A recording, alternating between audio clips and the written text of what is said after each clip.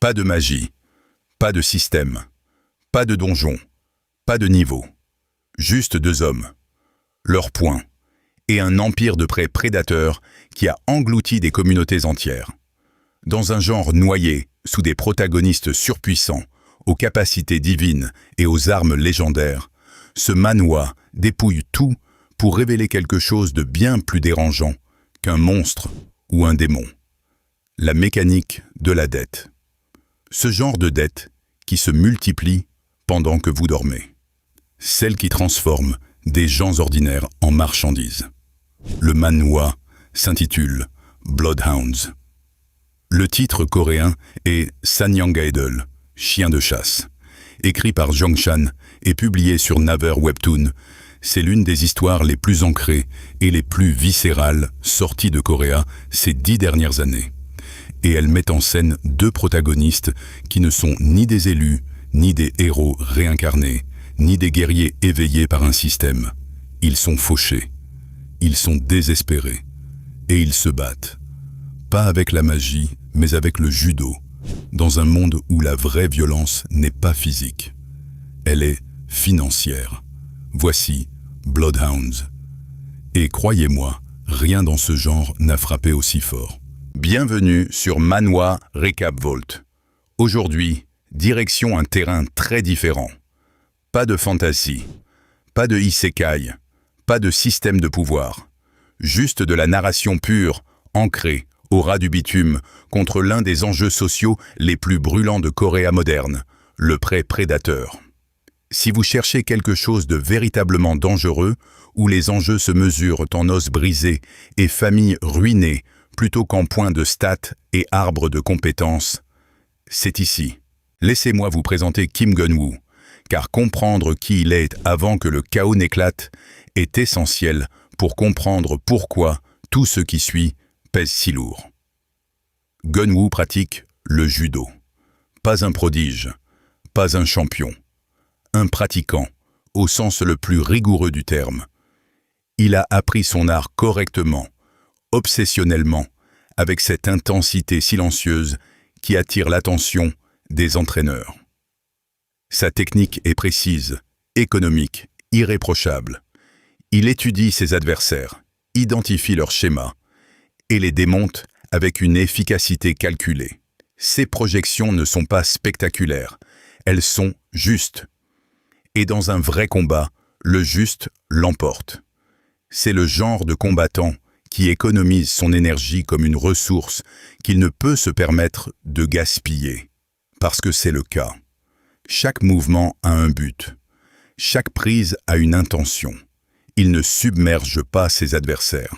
Il les lit, attend l'erreur qu'il sait inévitable, puis la punit d'un contre si net que l'autre semble s'être projeté lui-même.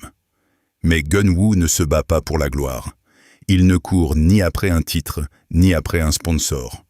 Il se bat parce que sa mère se noie. Pas littéralement. Financièrement. La mère de Gun-woo a contracté des prêts. Le genre de prêt qui semble gérable au moment de la signature. Les taux enfouis, en petits caractères. Les clauses d'escalade cachées derrière un langage conçu pour brouiller.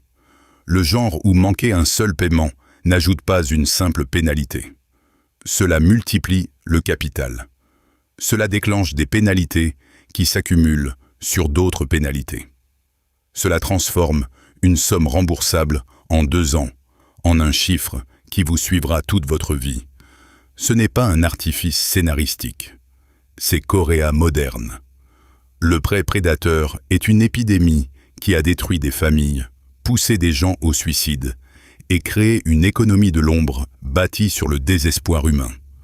En Corée, on appelle ces opérations sakae, prêts privés, et ceux qui les dirigent évoluent dans le grès, entre légalité et crime organisé. Les taux dépassent parfois plusieurs centaines de pourcents par an. Les collecteurs ne frappent pas poliment. Et le système juridique, par conception ou négligence, intervient rarement avant qu'il ne soit trop tard. Jong Chan n'utilise pas cela comme décor. C'est le moteur de toute l'histoire. Gun-woo se bat parce que chaque won gagné part dans la dette de sa mère. chaque hématome, chaque entorse, chaque nuit à glacer ses jointures enflées, tout cela au service d'un chiffre qui grossit malgré ses efforts. Il court sur un tapis dont quelqu'un d'autre contrôle la vitesse. Et il le sait. C'est ça, le pire. Il le sait. Maintenant, laissez-moi vous présenter Hong Woo-jin, car si Gun-woo est le cerveau de cette histoire, Woo-jin en est le cœur battant, meurtri, absolument inébranlable. Woo-jin n'est pas un technicien, c'est un bagarreur. Sa forme ferait pleurer tout instructeur de judo légitime. Il se bat à l'instinct, à la rage, avec une capacité presque surnaturelle à encaisser des coups qui hospitaliseraient n'importe qui. Il est bruyant. Il est agressif.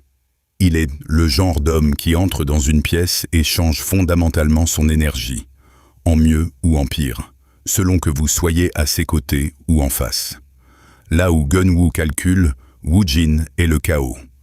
Là où Gun-woo économise son énergie, Woo-jin la dépense imprudemment et en retrouve toujours.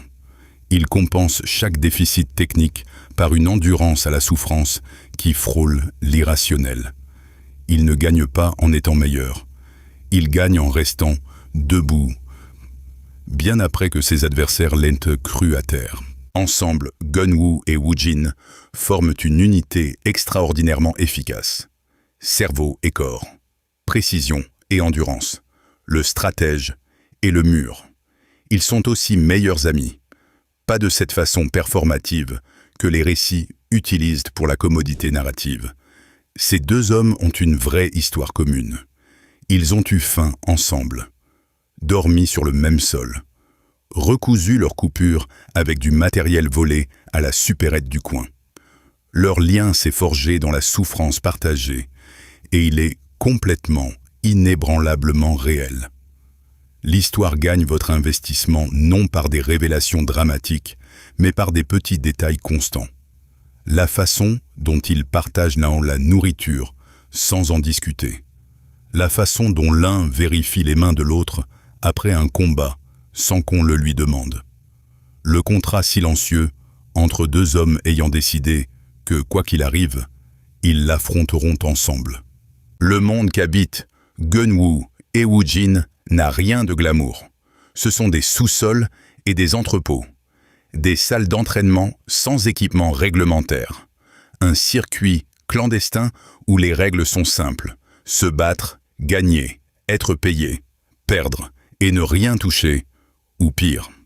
Mais la clandestinité a des couches. Et les plus profondes appartiennent à ceux qui trafiquent des marchandises bien plus rentables que des bourses de combat. Voici Smile Capital. Le nom seul devrait vous dire l'essentiel. Ils sourient, ils sont polis, ils portent des costumes coûteux, parlent d'un ton mesuré et se présentent comme des prestataires financiers légitimes venant en aide aux gens dans le besoin. Ce sont des usuriers prédateurs. Et ils opèrent à une échelle qui fait passer l'usure de rue pour un stand de citronnade. Smile Capital n'est pas une opération de ruelle. C'est une machine, un empire à plusieurs milliards de wons bâti sur l'exploitation systématique des désespérés. Leur modèle est d'une cruauté élégante, prêté à ceux qui ne peuvent obtenir un prêt légitime, appliquer des taux garantissant le défaut, puis utiliser ce défaut comme levier pour tout extraire à l'emprunteur, leur maison, leur commerce, leur dignité. Le PDG de Smile Capital opère au-dessus de la loi. Pas autour, pas en dehors, au-dessus. Connexion politique, relations institutionnelles, une équipe juridique capable d'enterrer toute plainte sous des motions procédurales pendant une décennie. Ce genre de pouvoir où les plaintes disparaissent, les enquêtes stagnent, les témoins se ravisent, et ceux qui doivent, les vulnérables, les désespérés, ceux sans représentation juridique ni connaissance de leurs droits, se soumettent. Quel choix ont-ils? C'est à cette entité que la mère de Gun-woo doit de l'argent. C'est cette machine qui dévore lentement, méthodiquement, légalement, sa famille. Et c'est ici que survient l'événement déclencheur. Le moment qui transforme Gun-woo et Woo-jin, de combattants désespérés cherchant à survivre, en quelque chose de bien plus dangereux. Ils rencontrent un prêteur. Pas un prédateur. Un prêteur réel, légitime. Quelqu'un qui opère dans le même milieu financier, mais avec quelque chose qui ressemble à une conscience. Quelqu'un qui a besoin de muscles. Précisément, de gens qui savent se battre, encaisser, entrer dans des pièces remplies de mauvais payeurs et les faire reconsidérer. Il lui faut des recouvreurs. Il lui faut bloodhounds. C'est exactement ce que deviennent Gun-woo et Woo-jin, Sanyang-edeul, chiens de chasse, recouvreurs de dettes, utilisant leur judo non plus sur le tatami, mais dans la rue, récupérant l'argent dû à de mauvaises organisations. Le travail est moralement complexe. Il ne sauve pas des innocents. Il collecte des dettes. De vraies dettes, dues par de vrais gens souvent aussi désespérés que la mère de Gun-woo. La différence, c'est que leur employeur opère avec une forme d'équité. Les intérêts sont élevés mais non prédateurs. Les termes sont clairs. Et lorsqu'on ne peut vraiment pas payer, il y a place à la négociation plutôt qu'à la destruction. Mais même le recouvrement légitime exige une certaine capacité d'intimidation. Et Gun-woo et Woo-jin découvrent quelque chose de troublant sur eux-mêmes. Ils sont doués pour ça. Pas parce qu'ils aiment menacer, mais parce que des années de combat leur ont donné une présence, une physicalité, qui rend la persuasion bien plus aisée quand la persuasion verbale échoue. C'est moralement gré, c'est physiquement dangereux. Et cela les met en collision frontale avec Smile Capital. Car lorsqu'on commence à récupérer des dettes que Smile Capital considère comme siennes, lorsqu'on commence à arracher des gens à leur machinerie, on devient un problème. Et Smile Capital ne tolère pas les problèmes. Il les élimine. L'escalade dans Bloodhounds est rythmée avec maestria. Elle ne survient pas en une scène. Elle s'accumule. Un boulot mène à un autre. Une dette recouvrée révèle un réseau plus vaste. Un acte de défiance déclenche des représailles, exigeant un acte plus grand. Gun-woo et Woo-jin saisissent l'ampleur de ce qu'est vraiment Smile Capital. Pas seulement de l'usure, un écosystème, une chaîne alimentaire. Et les gens au bas de cette chaîne ne sont ni criminels, ni joueurs, ni dépensiers imprudents. Ce sont des commerçants ayant eu besoin d'un financement relais, des parents incapables de payer des soins médicaux, des étudiants ayant emprunté pour leurs frais de scolarité, et désormais piégés dans un cauchemar d'intérêts composés avant même d'avoir obtenu leur diplôme. Ils découvrent des emprunteurs piégés depuis des années, des gens ayant pris des prêts modestes et qui en doivent 10 fois plus, ayant cédé biens, actifs commerciaux et jusqu'à leur travail pour servir des dettes conçues dès le départ pour être impayables. La dimension socio-économique de cette histoire n'est pas un sous-texte, c'est le texte. Jong Chan écrit sur la lutte des classes, celle qui ne se livre pas sur des champs de bataille, mais dans des clauses contractuelles et des calculs d'intérêts composés. Les riches exploitent les pauvres non par la violence, bien qu'elle vienne plus tard, mais par les systèmes juridiques, financiers, des systèmes conçus pour paraître équitables tout en fonctionnant comme des machines d'extraction. Et Gun-woo le prend personnellement, parce que sa mère est dans cette machine, parce qu'il l'a vu signer des documents qu'elle ne comprenait pas entièrement, parce qu'il a vu la dette grossir malgré ses paiements, parce qu'il comprend avec une fureur silencieuse et dévastatrice que le système n'est pas brisé. Il fonctionne exactement comme prévu. Le line entre survie et rébellion s'estompe progressivement, jusqu'à ce que Gun-woo et Woo-jin réalisent, entre terreur et résignation, qu'ils ont franchi un point de non-retour. Et c'est ici que le manhwa devient véritablement exceptionnel. Car contrairement au récit où le protagoniste monte en puissance face aux menaces, ces deux hommes n'ont aucune voie d'escalade. Pas de niveau à gagner, pas de capacité à acquérir, pas d'intervention divine à invoquer. Ils ont leur corps, leur judo, leur conditionnement, et l'un l'autre. Smile Capital, à l'inverse, dispose de ressources fonctionnellement illimitées. Hommes de main armés, connexion politique, la capacité de faire disparaître des gens sans conséquence. Le déséquilibre de pouvoir n'est pas un écart, c'est un gouffre. Et pourtant, il y a quelque chose de profondément captivant à regarder deux hommes affronter une situation impossible et choisir de se battre. Pas parce qu'ils croient gagner, pas parce qu'ils ont calculé des chances favorables, mais parce que se rendre exigerait de trahir quelque chose de fondamental en eux. Gun-woo ne peut abandonner la dette de sa mère.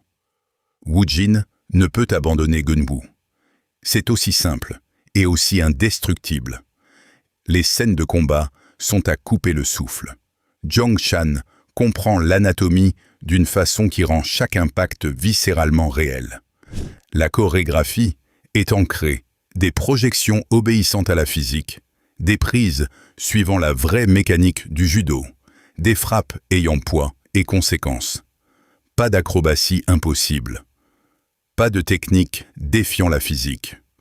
Juste deux hommes qui savent se battre, appliquant ce savoir contre des adversaires mieux armés, mais bien moins préparés, face à quelqu'un qui se fiche réellement d'avoir mal. Je couvre beaucoup de contenu sur cette chaîne. Protagoniste surpuissant, éveil de système, récit de régression. Et j'apprécie tout cela. Mais Bloodhounds fait quelque chose que ces autres récits ne peuvent pas faire. Il vous fait craindre. Quand un protagoniste possède un système garantissant sa croissance ou une capacité divine assurant sa survie, la tension est performative. Vous savez qu'il s'en sortira. La seule question est l'ampleur de son triomphe. Ici, ce filet de sécurité n'existe pas. Kim Gun-woo et Hang Woo-jin sont des hommes mortels, dotés de corps mortels, affrontant une organisation qui détruit les gens comme une dépense opérationnelle de routine. Chaque combat comporte un vrai risque. Chaque confrontation pourrait être la dernière. Et Jong-chan a le courage de laisser ses personnages être blessés, vraiment blessés. Pas comme un revers temporaire avant un rétablissement dramatique, mais comme des dommages permanents qu'ils traînent ensuite. Les victoires semblent méritées parce qu'elles coûtent quelque chose de réel. Les défaites sont dévastatrices parce que les personnages ne peuvent simplement régénérer ou dépasser les conséquences. Mais peut-être que le plus remarquable dans Bloodhounds, c'est sa colère. Une histoire furieuse contre quelque chose de réel. Le pré-prédateur en Corée n'est pas une construction fictive. C'est une crise sociale qui a ruiné d'innombrables vies. Jong-chan canalise cette colère dans un récit à la fois divertissant et authentiquement subversif.